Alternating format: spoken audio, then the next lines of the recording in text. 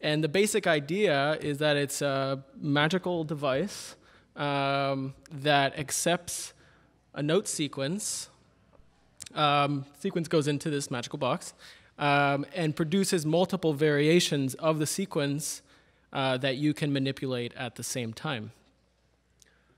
So that was the goal, something like this. And first I want to describe what a sequence is, what I mean by a note sequence. So these white notes are a note sequence, and in the x-axis you have time, and in the y-axis you have pitch. And you have these other things called a playhead, which moves left to right, and when it passes a note, it'll play the note. So what do I mean by variation now? So like I mentioned before, an example of a variation might be you take this note sequence and flip it and play it in reverse. Or another example might be you play the note sequence twice as fast and an octave above, or something like this. So if you do some crazy operations on a melody, you can get something like this with 4 different operations of that initial melody simultaneously. And as you can see, it gets complex, but as we heard, it could be quite beautiful if you choose that, that sequence well. Anyways, so the next step of this whole thing was to design the interface that would allow me to achieve this thing. And it was the most challenging part of the whole project, to be honest. I've had this idea for a while and approached building it multiple times, but the interface just never felt right. It was the first time I approached the project with a concept and not a UI. Because like the Arpegginome and the Chaosinome projects, I started with this interface and found what could be cool with that interface. It's a very hardware approach. So the goal I was hoping to achieve with this project, or with the design, was to enable users to experiment with these concepts in an incredibly intuitive way while staying in the moment, like the musical moment. Because previous to this, if I were applying these operations, similar to like how it's been done for centuries, you would have to think a lot about it. You'd have to think, you'd have to maybe do some math, write it down, plug it into your digital workstation. And all of this took so much time that, at least for me, I personally couldn't do like in the musical moment. Anyway, I made about 1,000 mocks for this thing over the course of the past year or so. And it was crazy and all over the place. And eventually I just asked myself, what is it, at its most basic level. So I looked at this thing again, essentially, and I asked myself, like, how would I build it under the hood without thinking about the design? And I realized that I could build it with one sequence being read multiple times at once. And then I realized that translated very well to a piano roll with multiple playheads. So it was a technical solution for the design problem, which I thought was pretty cool. So here's our sequence. We have one playhead playing over it. And now if we put more playheads on there, then we can get the same pattern that we were hoping for before in a much cleaner way by playing the playheads at different speeds and different directions, and maybe applying some types of transposition for each one. Cool. Okay, so this is the. Can you guys see that well or no? Not really. No. Yes. Maybe. If we could, I'll keep going, but if we could up the brightness on the screen like we did earlier, that would be cool. Anyways, so we have you could see the white notes, which is totally the important part right now. So we have the white notes, and the white notes represent the input sequence. And going back to the graph before, that's the input sequence, so that takes care of that. And then down here, cool. Oh, that's great, thank you. Okay, so inputs, I'll just go over input sequence, blah, blah, blah, flashy, flash, holdy. All right, yeah, okay. And then down here, we have the 4 independent playheads that each one we can control. On the left over here, we have the style, so you could choose the direction. The tempo, you can choose different speeds relative to the master tempo. So ×2, ×4, divided by 2, divided by 4. And each one, you also have choices for the dotted and triplet tempo values. And keep going to the right, we can change where we start along this loop. Invert is a harmonic inversion, which is essentially flipping things vertically instead of horizontally. And octave and pitch, you can control transposition. And velocity, you can control the loudness of each playhead. So going back to this, this box thing, that all of those playhead parameters represent these guys down here. Cool. All right, so this will be an example of this particular pattern being played by one playhead.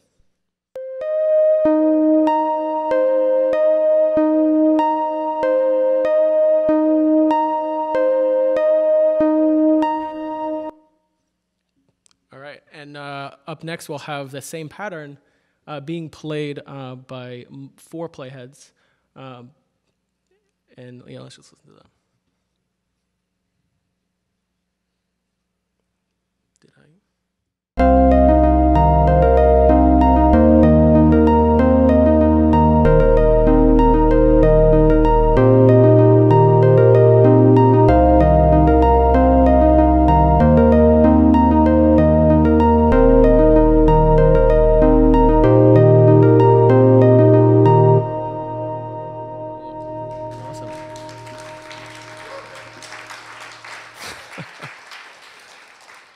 I've played with this thing like for 5 months straight. I swear I'm going crazy, but it still sounds good to me. Cool. So I'm going to jump into a demo if I have time in a second. But before I do, I want to just give a little insight on like the whole timeline of this project, because it's still a mystery to me why these things take so long to make. And I was hoping for myself even that preparing these next slides would shed some light on that process, but I don't know if it actually did. We'll find out. Okay. So the project started on January 1st as part of the Cultural Incubator Program here at Gray Area, like Pierre mentioned before. And then by February, this was actually the end of January, but for the graph's sake, I put it as February. I had a functioning prototype that worked really well, actually. And this is what it looked like then on the left. And as you can see, it looks very similar to where the app is now. And it honestly worked very well for 95% of use cases. So what exactly did I spend these 5 extra months doing, right? And why not release early and iterate is what some of my San Francisco friends ask me often. All right, so to answer that question, let's go back over here to the timeline and move forward a little bit since we have it. And so to answer the first question is what was I doing over those 5 months? Most of that time was spent optimizing the code. I can dive into many things here, but I think most notable was the sequencer's effect on the CPU in this crazy corner case that no one would ever do, right? If you put 8,000 notes on the piano roll, and you have the playheads playing at maybe 8 times the master tempo, which is at 300 BPM, it sounds insane, you know? No one in their right mind would do it unless like a super cool artist in the future, I don't know. Anyways, and similarly, this same situation also stressed the GPU in a crazy way, because the initial version that I built this app with, or the version at the end of January, each one of these notes was its own like view object in code.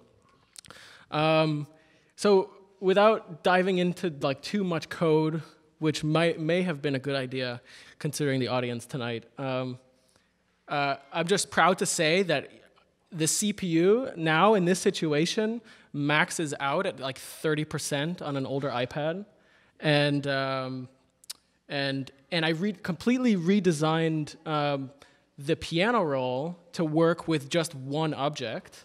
So the GPU is much happier with dealing with one object compared to 8,000, which is pretty cool. I'm proud of that. All right. All right, cool. All right, oh my God. All right, one other thing I spent a lot of time on is this MIDI sequencer timing. This is also in the crazy situation. So on the left, okay, how did I describe this? All right, on the left we have MIDI notes from Fugue being recorded into a different software application, right? So it's actually being recorded by Ableton Live, if you're familiar.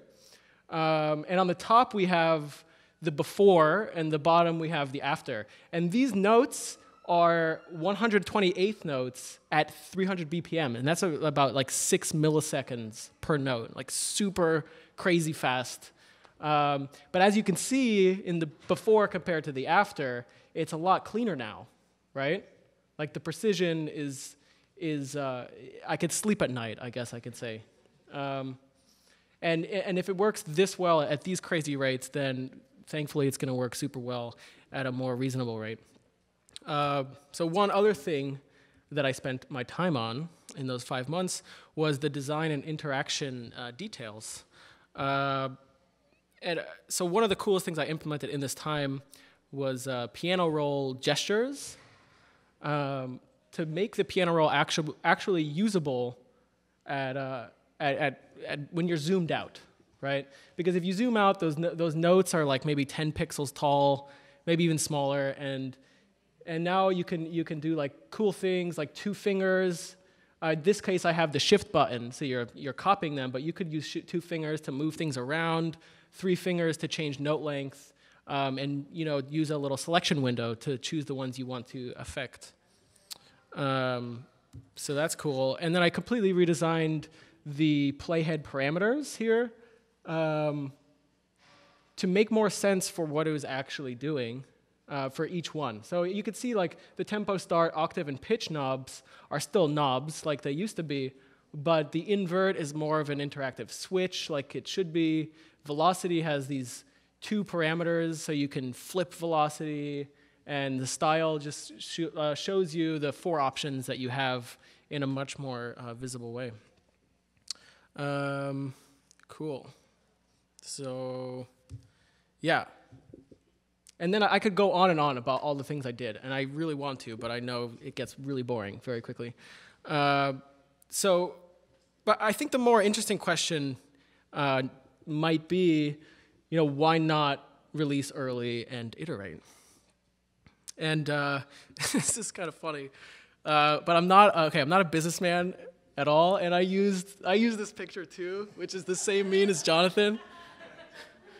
So when it comes to making business decisions, I have no idea what I'm doing. So for me, I was hoping to have a much more articulate answer to this question, but for me, it's really that it just doesn't feel right to release something early. For me, it would be like releasing a musical album before it was finished, and then re-releasing it when I thought it was a little better. Which may explain why I've never actually released officially released music before, but that's that's another issue altogether. Okay, and then for the end user, it doesn't feel right also, because it feels like it feels wrong just changing things out from a dedicated user, and those are your most important users. And in an extreme example, it would be like if you played violin for 10 years, and then all of a sudden the guy who invented the violin knocks on your door, takes your violin, replaces it with a cello, and says, "This is a violin now."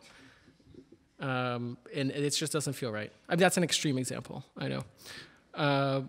Okay, so another reason why is these deep bugs start to present themselves when you work with the app like this long.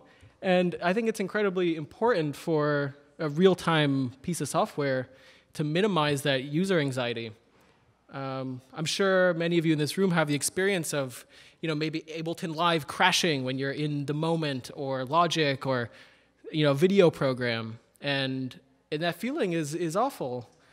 And the next time you open that application, you have this anxiety, you don't trust it. It's like this very strange relationship that I feel is really important,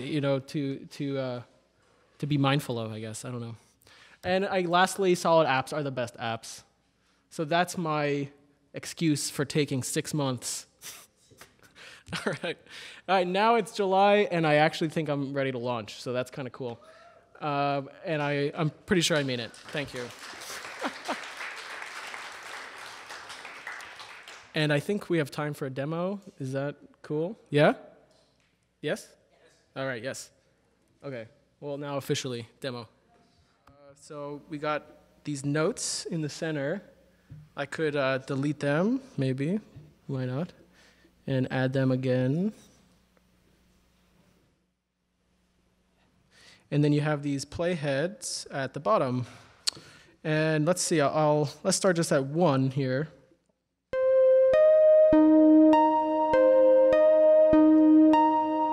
And let's say I want to play it in reverse.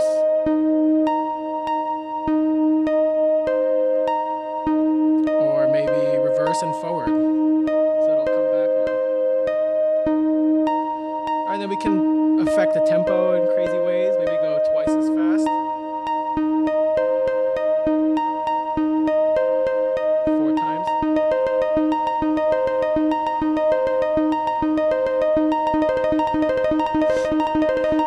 Okay, now I'm just showing off. All right, so let's go to these other parameters here. Maybe drop it down an octave. Raise it up a 4th.